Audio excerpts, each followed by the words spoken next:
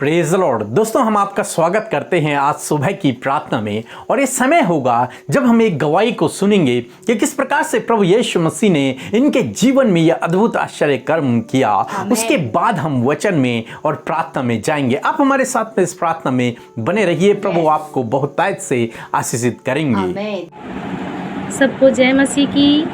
मैं अमिता सिस्टर और पीके ब्रदर को धन्यवाद देती हूँ कि मेरी गवाही यह है कि मेरी जॉब में कुछ प्रॉब्लम आ रही थी और हमने पीके ब्रदर से, अमिता सिस्टर से हमने रिक्वेस्ट किया था कि हमारे लिए प्रेयर करें। तो हमारे लिए प्रेयर किए, उनके साथियों ने हमारे लिए प्रेयर किया। हमारी जॉब में जो भी प्रॉब्लम आ रही थी वो सारी प्रॉब्लम ठीक हो गई। परमपिता परमेश्वर का बहुत बहुत धन्यवाद। मेरा नाम दीपा वर्मा है और मैं अयोध्या से हूँ।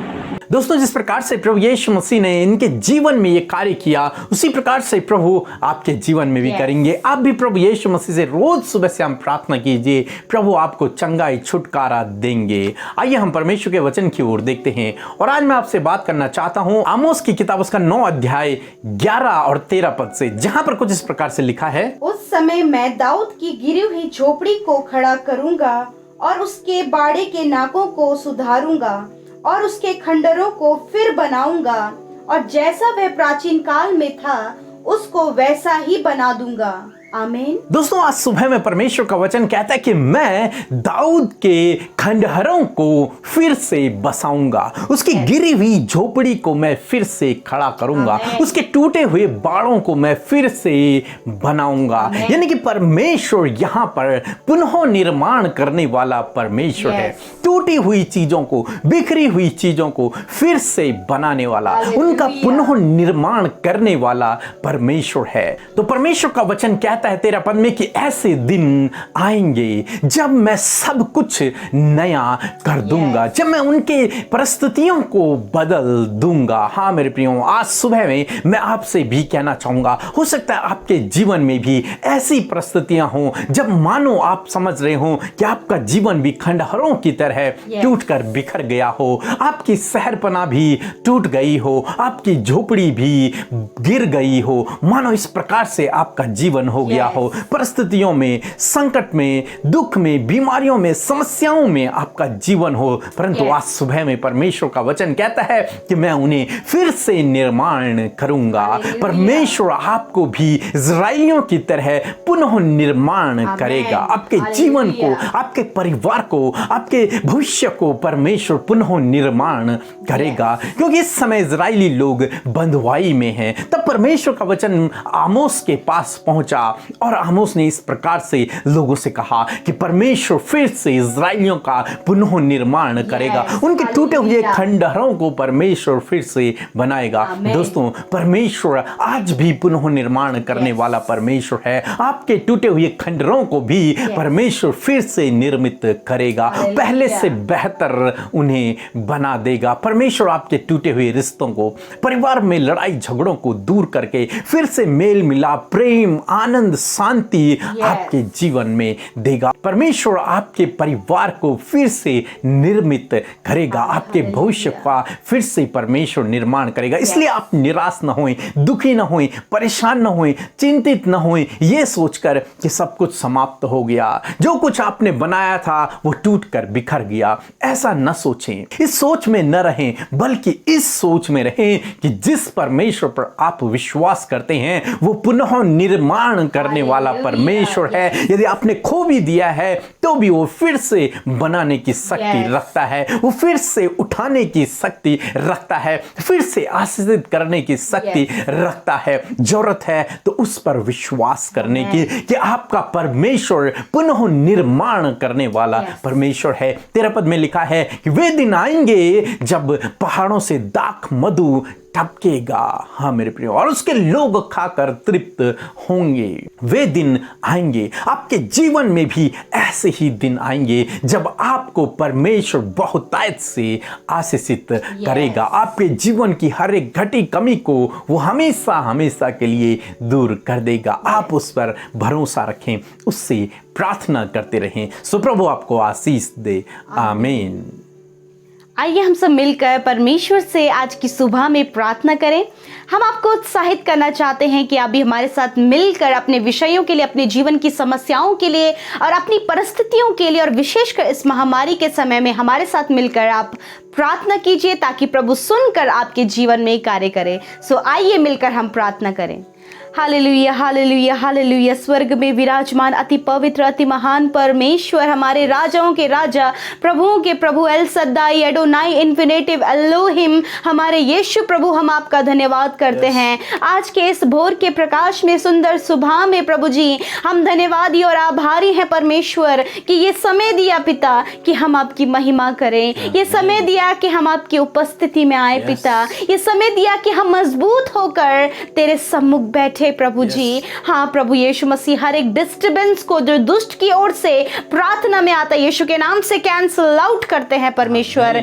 मेरे प्रभु जी, हम पूर्ण मन से परमेश्वर तेरे सम्मुख आकर अपने आप को तुझे समर्पित करते हैं लॉर्ड। इस सुबह के समय परमेश्वर अपने आप को दीन, नम्र और छोटा करते हैं परमेश्वर। सच में मेरे खुदावन, ये समय आपने दिया है प्यारे प्रभु, ये समय आपने दिया है कि हम आपकी उपस्थिति में आकर अपने मन की बातों को आपसे कह दें। हाँ प्रभु, रात भर की तमाम बातों के लिए आपका धन्यवाद करें, उस मीठी और अच्छी नींद के लिए और इस सुंदर सी सुबह के लिए और आज के दिन के लिए हम आपका धन्यवाद करें। हाँ प्रभु, हम धन्यवादी हैं। हाँ प्रभु, जितने भी भाई बहन आज की सुबह में इस प्रार्थना को सुन रहे और हमारे साथ शामिल हैं खुदावन यीशु, एक एक करके आप उन्हें और उनके परिवारों को ब्लेस करें परमेश्वर। इस समय आप अपने पाक रूह से उन्हें भर दीजिए, अपने पवित्र आत्मा से आप उन्हें भर दीजिए। मेरे प्रभु यीशु, पवित्र आत्मा आप इनकी सहायता करें। होली स्पिरिट, प्रार्थना में आप इनकी अगुवाई करें। आज जो भी वचन इन भाई बहनों ने सुना है परमेश्वर, होने दीजिए परमेश्वर पिता, ये वचन इनके जीवन में कार्य करें। मेरे खुदावन, जिस प्रकार प्रभु इस वचन को हमने सुना कि प्रभु आप रिबिल्ड करने वाले परमेश्वर हैं, रिस्टोर करने वाले परमेश्वर हैं, पुनः निर्माण करने वाले परमेश्वर है खुदा, हम आपका धन्यवाद करते हैं। हाँ प्रभु, यदि ऐसी परिस्थितियां प्रभु जी आपके बेटे और बेटियों की है, जिस प्रकार की हमने वचन देखा कि प्रभु वो खंडर बना है प्रभु जी, उनकी झोपड़ियां टूटी हुई है प्रभु जी। हाँ प्रभु यीशु मसीह, आपने कहा है कि जैसे कि वो प्राचीन काल में थे वैसे ही मैं उन्हें दोबारा बना दूंगा। Hallelujah, yes my Lord. मैं धन्यवाद करती हूँ प्रभु जी, आज की सुबह में मैं प्रार्थना करती हूँ इन भाई बहनों के लिए प्रभु जी, जिनकी परिस्थितियां प्रभु जी खंडरों की तरह है प्रभु जी, जिनकी परिस्थितियां प्रभु जी टूटी हुई झोपड़ियों की तरह है परमेश्वर, जिनके पास कोई भी उम्मीद, कोई भी आशा नहीं है, निराशा में है प्रभु जी, उनका सब कुछ खत्म हो गया प्रभु, सब कुछ बिखर के टूट गया है परमेश्वर। ऐसी परिस्थिति में मेरे प्यारे प्रभु जी, आप इन भाई बहनों की सुधि लीजिए और ये वचन इन्हें मजबूत करने पाए, ये वचन इसे इन्हें ढाढ़स देने पाए कि यह पुनः निर्मित किए जाएंगे प्रभु जी, इनके रिश्ते पुनः निर्मित किए जाएंगे प्रभु जी, इनका जीवन पुनः निर्मित किया जाएगा परमेश्वर पिता। और होने दीजिए परमेश्वर, जो भी परिस्थितियां प्रभु खंडरों की तरह है वो बनकर प्रभु मजबूत होने पाए पिता परमेश्वर, ताकि ये तेरे नाम की महिमा करे मेरे पिता।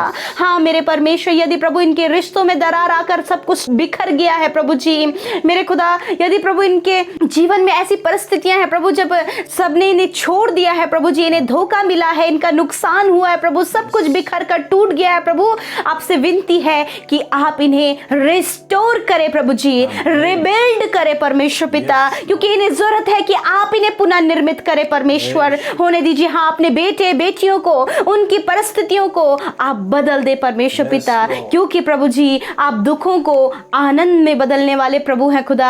आप अपने बेटे बेटियों के दुखों को आनंद में बदल दीजिए परमेश्वर, क्योंकि आप विश्वास योग्य परमेश्वर हैं। हाँ प्रभु, ये आप पर विश्वास करते हैं क्योंकि आप विश्वास के योग्य हैं प्रभु। आज की सुबह में मैं प्रार्थना करती हूँ कि इस सुबह में प्रभु अपनी सुख, शांति, समृद्धि, आशीषों से इन भाई बहनों को भर दीजिए, एक अच्छा स्वास्थ्य आप इन्हें दीजिए परमेश्वर। आज के दिनों में इनके जो भी काम है यीशु के नाम से वो सफल होने पाए, उस काम पर आशीष हो प्रभु जी, उस काम पर बरकत हो परमेश्वर परमेश्वर पिता, और हर एक रुके हुए काम जो कई समय से रुके हुए हैं, यीशु के नाम से वो पूरे होने पाए। जब ये घरों से बाहर निकलते हैं परमेश्वर, जिस भी कार्य को करने के लिए, यीशु मसीह नासरी के नाम से वो काम सफल होने पाए पिता। उस काम में आप आशीष दे परमेश्वर, जहां कहीं भी अपने हाथों को लगाए, यीशु के नाम से वो काम सफल हो पिता। और खुदावंद यीशु के नाम से हम प्रार्थना करते परमेश्वर, इनका और इनके घराने का कल्याण हो पिता, इनके जीवन में आपकी आशीष हो पिता। आपसे विनती करते हैं प्रभु जी